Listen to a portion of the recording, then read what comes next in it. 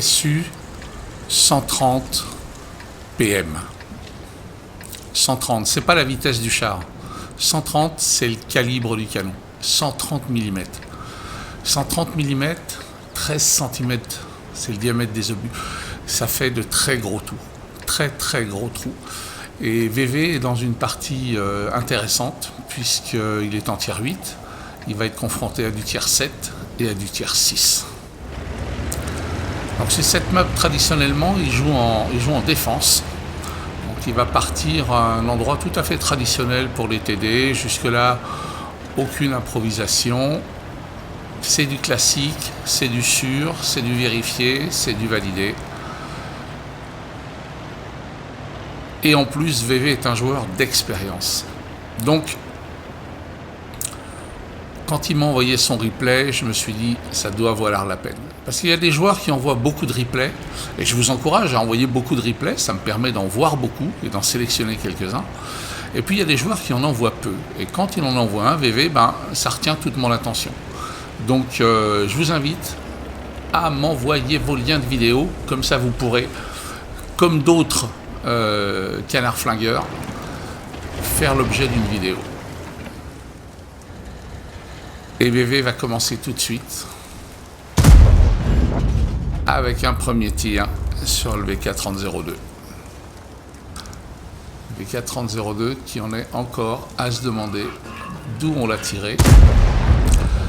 Et il n'aura jamais la réponse à cette question. Donc ça commence très très bien. Il ne s'est pas écoulé longtemps avant que VV n'ouvre son tableau de chasse. Et il a maintenant sur la butte un CS52 lisse qui pensait être tranquille mais qui avait oublié qu'il y avait en bas un light qui est en train de l'éclairer. Et vous remarquerez comment VV utilise la végétation à son avantage. Quand vous jouez TD, il faut maîtriser le camouflage. Alors, bien sûr, il faut un équipage ayant cette compétence. Bien sûr, il faut, si vous pouvez, au niveau des équipements, privilégier éventuellement le filet, c'est pas le cas de VV, mais peut-être l'échappement silencieux. Et en tout état de cause, utilisez la végétation. Souvent la végétation va vous apporter un bénéfice équivalent à celui du filet, qui de toute façon ne vous camoufle plus à partir du moment où le char est en mouvement. Donc là VV se poste, il attend. Il se repositionne une fois de plus de façon à profiter de l'avantage du bosquet.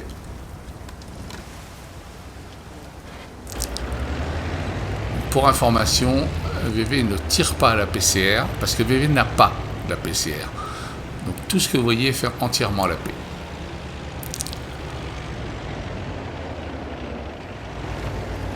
Une AP qui est relativement rapide sur la SU 130.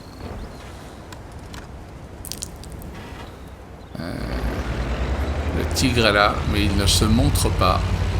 Donc VV va se repositionner une nouvelle fois. Il va faire des petits bonds de bosquet en bosquet. Et il note que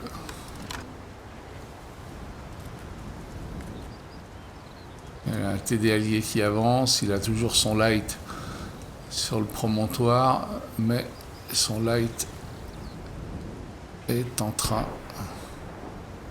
de bouger. Son light est en train de descendre. Donc sur la minimap, c'est une information importante. Ça veut dire qu'il aura peut-être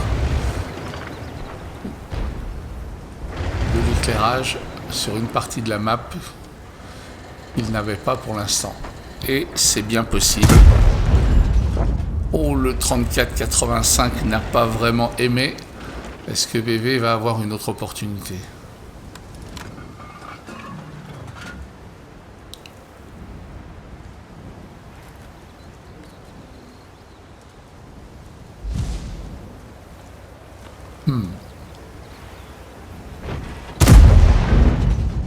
Non, ce tir ne passe pas.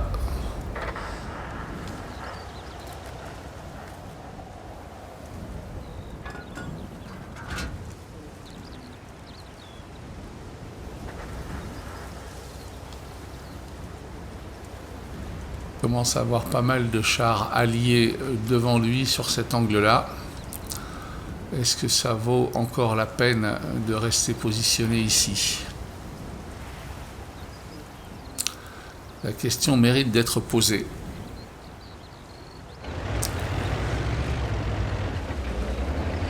Et VV est en train d'y répondre.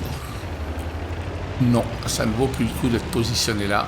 Beaucoup trop d'alliés, ça n'apporte rien. Donc il va se relocaliser.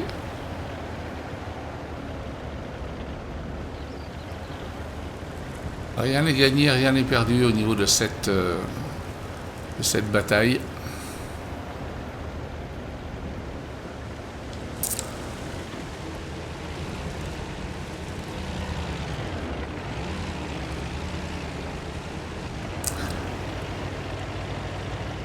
La végétation est toujours son allié, le relief aussi. C'est un bel exemple pour les joueurs qui me disent que les TD c'est trop lent pour eux. Moi j'aime bien.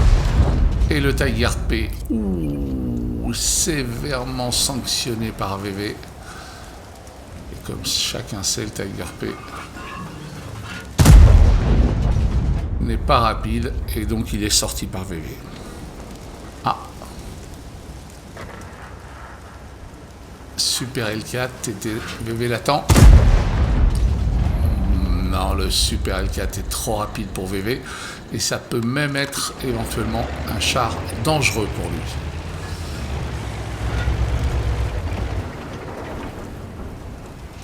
VV prend les devants.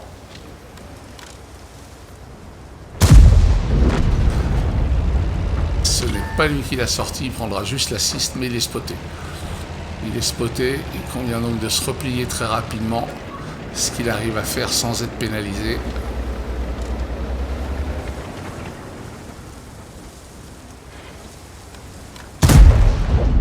Oh, le Tiger 2, quelle série de VV, il en est à 4 victimes. 4 victimes.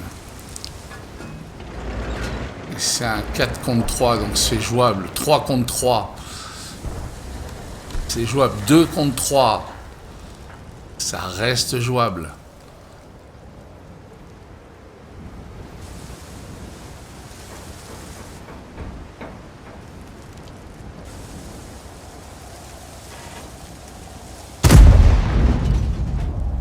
Non, ça ne passe pas. Ça ne passe pas.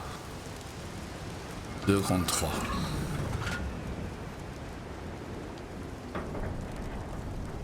Et malheureusement, VV ne peut pas couvrir son allié. Il vient de se faire sortir. C'est donc un stand-alone. C'est un 3 contre 1. VV tout seul maintenant. 2 tiers 8 lui sont opposés. 1 tiers 6. Il protège la cape. Le chrono est son allié. Un peu moins de 2 minutes. Il a gagné ou il a perdu.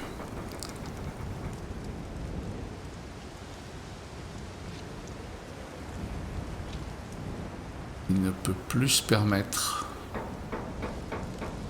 de louper des tirs. Il ne peut plus se permettre d'être repéré. L'Arty Blind. 2 contre 1. 2 contre 1. Le CS 52 a été sorti. Il ne fait rien contre le 34-85.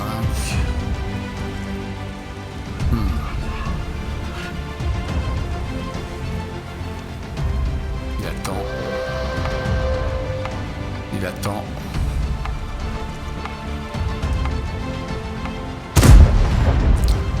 Ah, critique sur le RHM Borsig Waffenträger.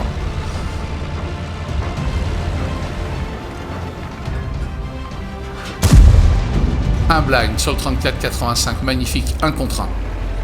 1 contre 1, il sait où est le RHM, qui n'est pas un monstre de rapidité. va donc simplement s'en écarter. De toute façon, a priori sur le papier, il peut prendre un tir, sauf si c'est un Lamorak, et malheureusement le râtelier est à l'arrière sur la SU-130, il a été spoté, mais le chrono est son allié.